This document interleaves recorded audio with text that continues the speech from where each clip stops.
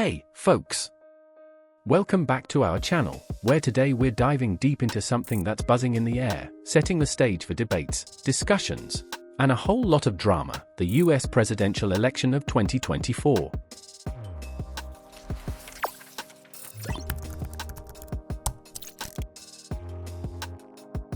Now, this isn't just any election, it's a pivotal moment that could shape the future of not just the United States, but the entire world.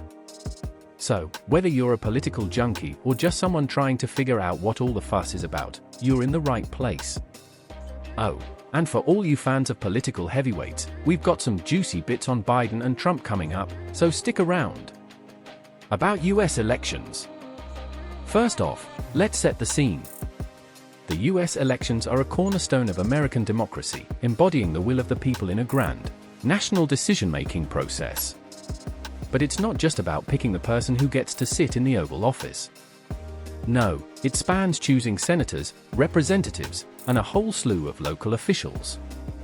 Yet, without a doubt, it's the presidential race that steals the spotlight, capturing imaginations and headlines around the globe every 4 years.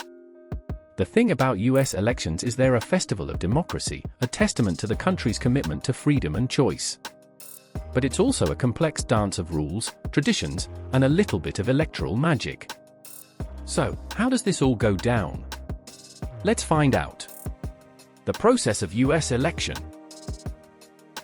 The US presidential elections have become a spectacle for people in America and across the world. Every 4 years, the American people choose their next president through a seemingly simple process. But the truth is actually much more complex than it appears. Does the popular vote determine the president? Is it the Electoral College that decides? How is the President of the United States elected? Candidates need to go through a process that is referred to as the primary elections and caucuses. The main difference between the primary elections and caucuses is that the latter is run by state parties. Meanwhile, the former is controlled by state government. In state primary elections, voters cast their ballots much like in the general election, in favor of who they want to be the party's nominee.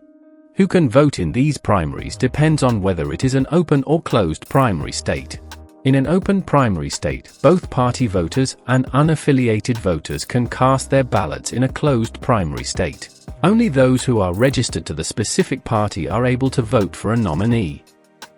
In contrast with the primary process, the caucuses occurred quite differently.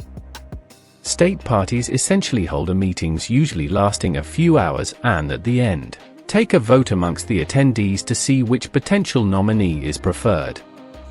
The primaries tend to attract a wider demographic of voters due to the less time-consuming structure and easier way of voting, whereas the caucuses tend to only attract voters who are very strongly politically involved. Still, some states choose a caucus over a state-funded primary because it allows the state party to pick their own voting date and general rules. Either way, both the primaries and caucuses begin at the start of an election year and play a significant role in determining each party's nominee for the actual presidential race.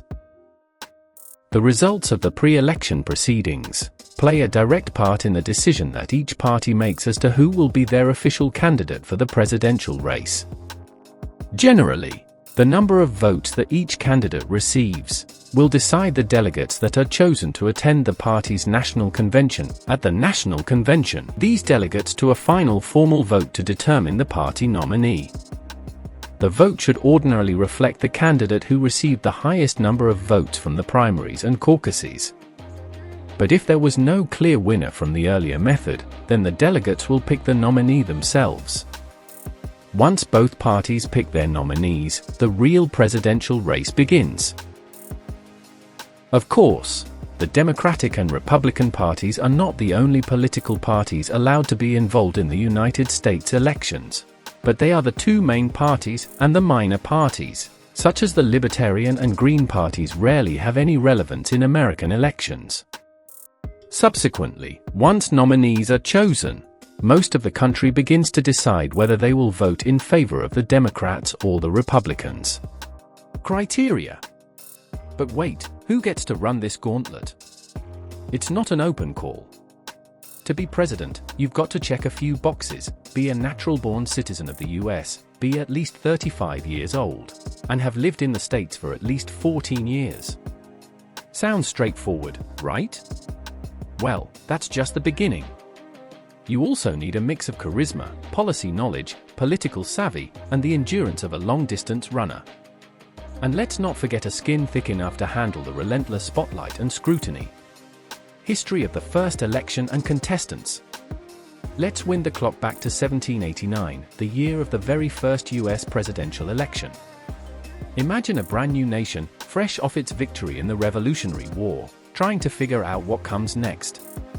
Along comes George Washington, a unifying figure who's elected unanimously. There were no political parties, no million-dollar ad campaigns, just a fledgling country taking its first steps in self-governance. Current scenario: parties, contestants. Now, let's zoom in on 2024. The stage is set for a showdown that could be one for the history books. On the blue corner, we might see Joe Biden, looking to secure another term and continue his vision for America. On the red corner, whispers of a Trump comeback are getting louder, setting up a potential rematch that would be nothing short of epic. We're now about a year out from the 2024 presidential election. At this point, it looks like Trump and Biden are likely headed for a rematch, barring any unexpected changes in the dynamic, which is always possible. And the two of them are laying out very, very different visions for the future of the country. Tonight, there are innocent people all over the world who hope because of us, who believe in a better life because of us, who are desperate not to be forgotten by us. Remember, we are not the ones endangering American democracy. We are the ones saving American democracy. We are saving it. US people talks about this. But what's an election without the voice of the people? Across the country, from bustling cities to quiet towns, Americans are watching closely, their hopes and fears tied to the outcome. Some see the election as a chance for change, a moment to steer the country in a new direction.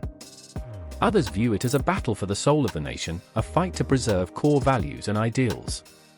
Conclusion. So there you have it, folks, a journey through the heart of American democracy, a preview of the battle that will decide the country's course for years to come.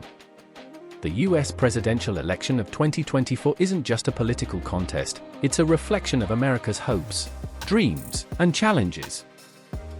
Don't forget to hit that like button, share this video far and wide, and subscribe for more in-depth analysis and updates. Who do you think will emerge victorious in 2024?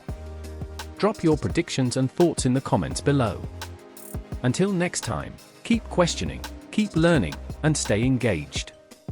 Catch you on the next one.